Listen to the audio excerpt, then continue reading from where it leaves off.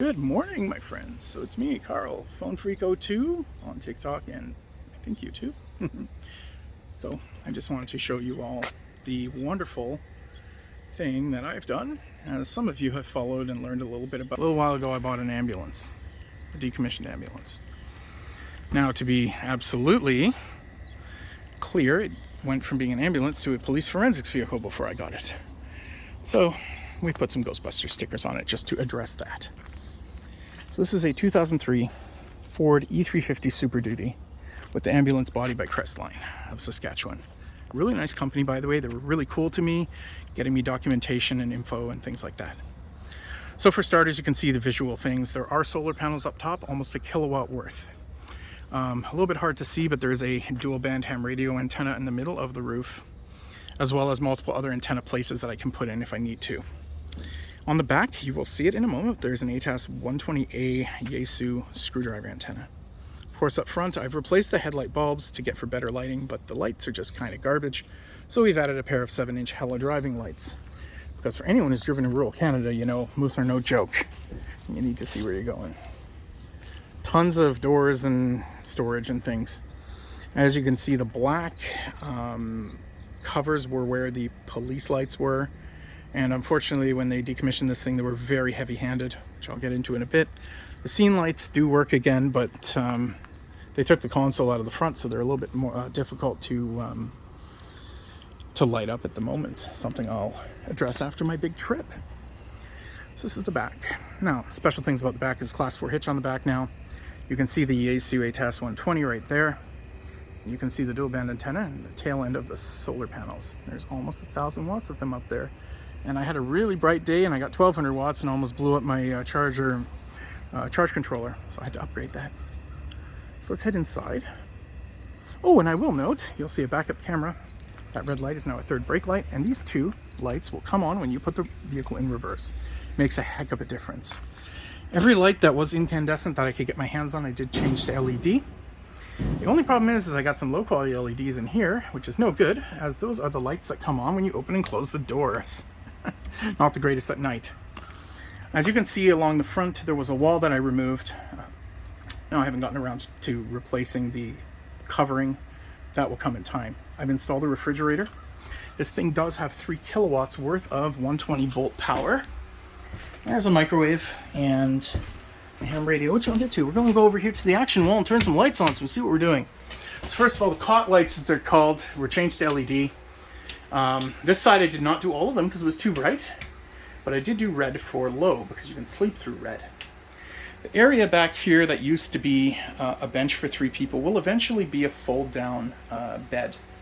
The idea behind this build was to build a vehicle that had multi-purpose.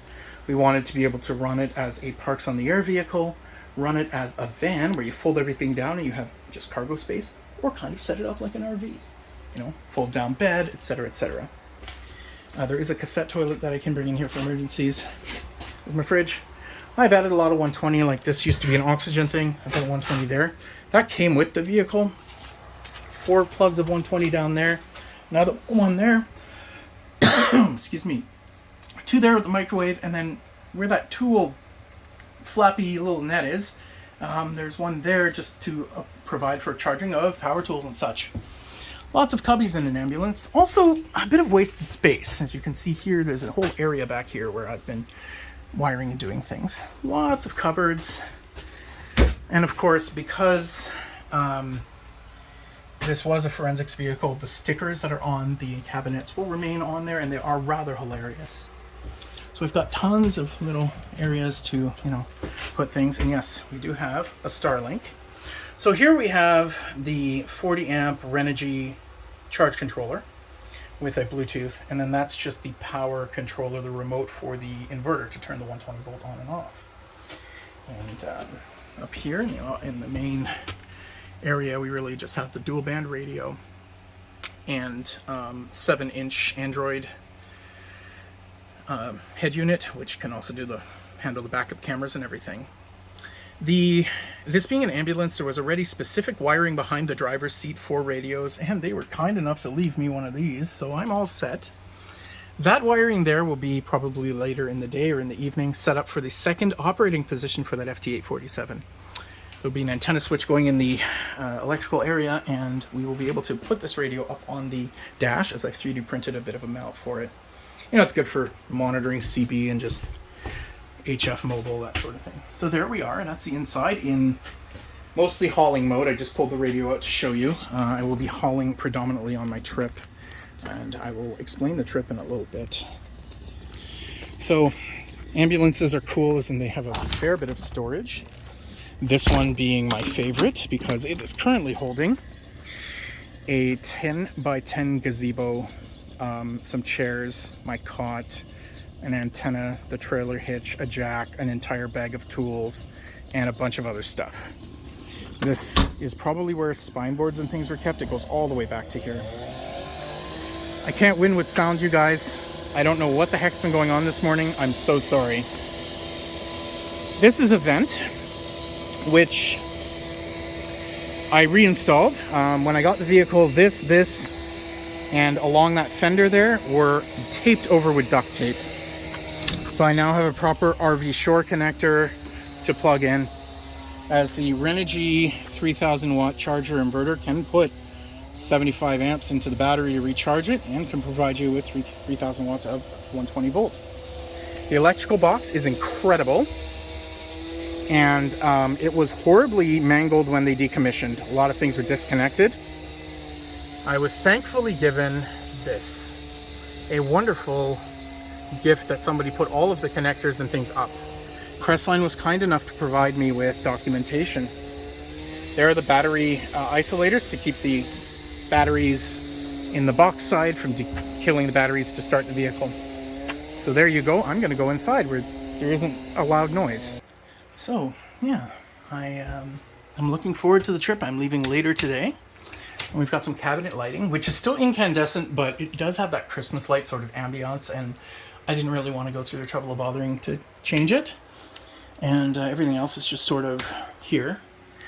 I went through a lot when I rewired this, or when I fixed the wiring on this vehicle. Unfortunately, as I said, it was heavy-handed when they decommissioned it, and there was so much that was just removed. Unfortunately, because the ambulance console was removed, I'm missing the ability to do things like turn these lights on and off from the front. But the wiring harness is there, so we will eventually get to that. But for now, for the use for my trip, this is going to be great. Now about the trip. I'm heading to Prince Edward Island, and the reason I'm heading to Prince Edward Island is that a friend of mine who ran a phone museum in PEI, and he passed away 2 years ago yesterday on the 13th. I promised to him that I would take care of getting the contents of the museum taken out and distributed among the phone collector community, of course giving his widow a little bit of dollars. And to be honest, it ended up being more cost effective to buy and renovate this old ambulance than to rent vehicles for hauling and doing the things I wanted to do. So this is a pretty special and meaningful trip for me. I'm going to be meeting some phone collectors up in PEI next week, and I've got a little bit of a, joy trip on my way up. If any of y'all want to, contribute, fuel, food, whatever, I got a PayPal and my link tree, and there's also an email address where you could send e-transfers if you're so inclined. But otherwise, we good. So yeah, I'm rather thrilled.